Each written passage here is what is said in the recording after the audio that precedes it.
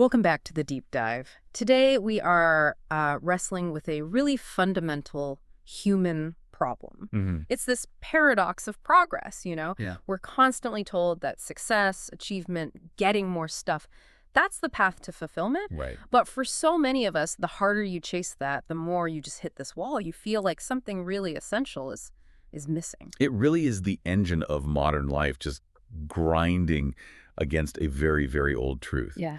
And our sources today, I mean, we've got everyone from Roman emperors to modern sports legends.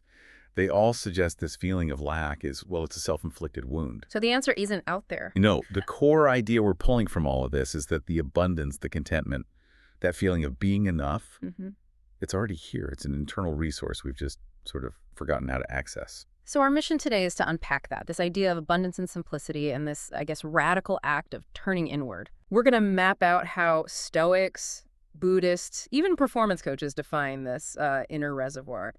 We want to show you how to stop chasing and just start seeing the light that's already glowing inside. And that journey, it starts with a really powerful image, right? The inner light. Exactly. Let's start with maybe the clearest metaphor we found.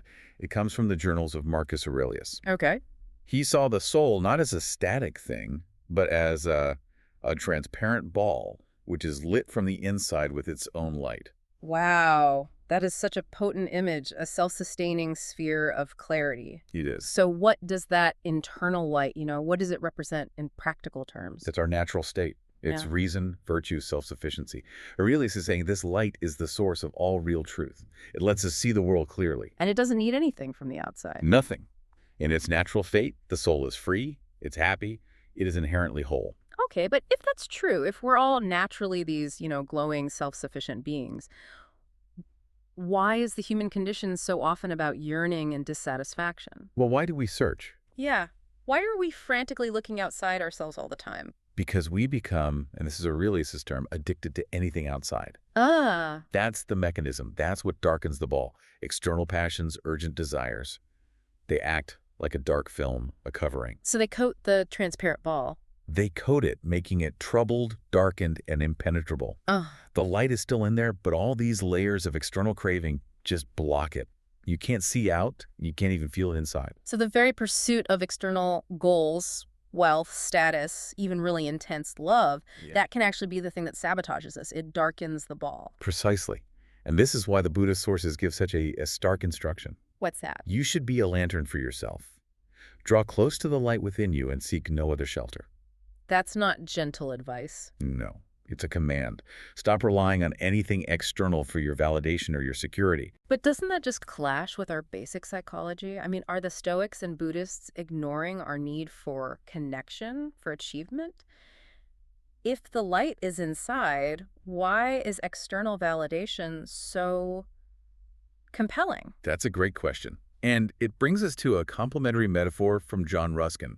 He clarifies that we aren't creating the light. Okay. He says the soul is a mirror in which you can see the reflection of divine intellect. So the goal isn't creation, it's purification. Yes, you're just trying to keep the mirror clean so that what's already shining can reflect clearly. External validation is so compelling when the mirror's dirty, we start mistaking other people's reflections for our own source of light. That distinction, creating versus reflecting, that's huge. Okay, let's pivot to the modern achievement cycle. This is where I think the darkening happens right in front of us. Absolutely. And the golf legend Pat Bradley just nails it. Her quote really sums up the whole achievement trap. What did she say? She said, "You work hard to be good and then to be great.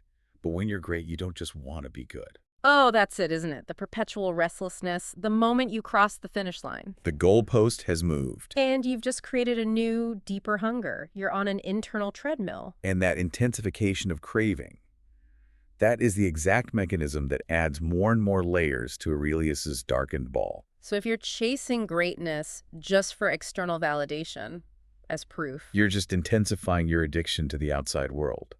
The light becomes conditional. I'm only worthy if I win this. So the sources are saying we have to completely reverse that equation. Exactly. Achievement has to flow from abundance, not be a desperate search for it. So you start from a place of being whole. You start knowing your inner light is sufficient. Then your work becomes an expression of your nature. It's joyous, not desperate. When you chase it to prove your worth, you're running on fear. And fear is the ultimate clouding agent. And fear is what Tolstoy was getting at with passion. He wrote in his Calendar of Wisdom, November 27th, that if a passion embraces you, it's a dark covering which shuts out the true qualities of your soul. And the key language there is embraces you. Right.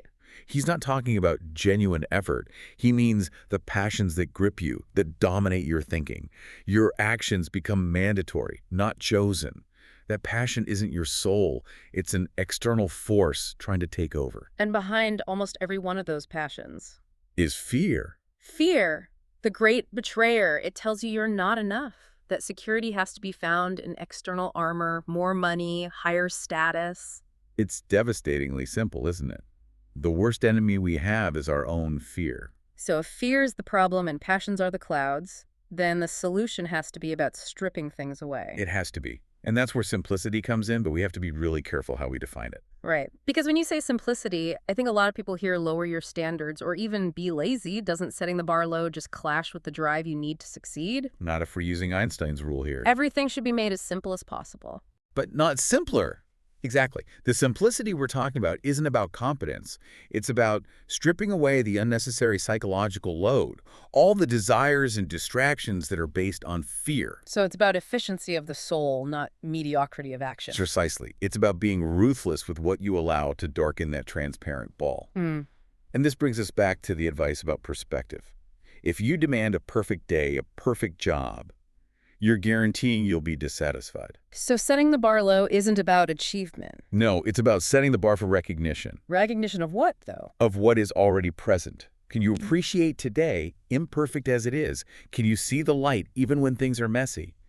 The sources are telling us today will not be perfect and nobody's going to get out of your way. You have to find it yourself. That adjustment of perspective, I mean, it's perfectly captured in the Harbaugh family story. It's like a blueprint for how to do this in the middle of total chaos. It's such a beautiful moment, and it's for everyone. Jack Harbaugh is dealing with his two young sons, John and Jim, and they're just getting into mischief, fighting like brothers do. Total chaos. Total chaos.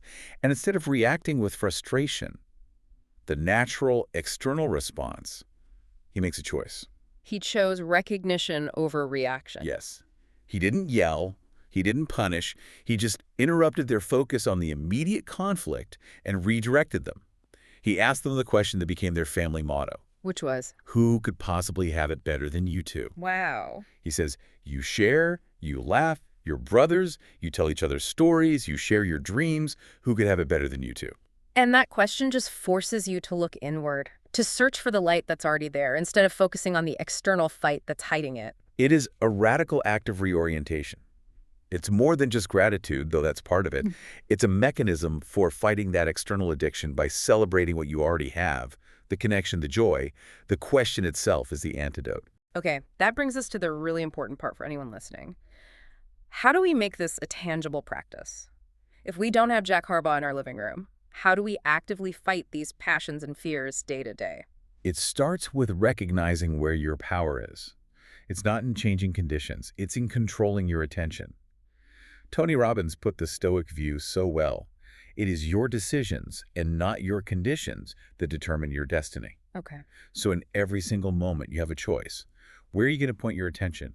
Inward to the stable light, or outward to the shadow of fear and craving? So when you feel that anxiety, that craving start to grip you, the decision is to actively redirect your mental energy. Exactly. When the passions start clouding the ball, the instruction is to fight them. To try to feel the understanding of your divine nature, your truest self, you have to engage in a willful fight to get it back. And that requires stillness. It requires mental stillness. And the ancient wisdom here is just wonderfully concise. Robert Burton said, "A quiet mind cureth all." Simple as that. If the ball is clouded by chaos, the quiet mind is the solvent that cleans the surface. You have to create the space for the light to shine through. And once you've created that quiet space, you have to actually be present enough to absorb the good stuff. It's not enough just to be okay. You have to consciously experience it. That's where Booth Tarkington's advice is so good. Mm-hmm. Cherish all your happy moments. Mm. They make a fine cushion for old age. It's an active verb. Cherish. Very active. It's not just passive enjoyment. It's about recognizing the moment's value, holding it. That's the opposite of chasing some future goal. It's being present enough to experience the joy that's right here when the light isn't blocked. So we've established the first stage is all internal, cleaning the mirror, stabilizing the light.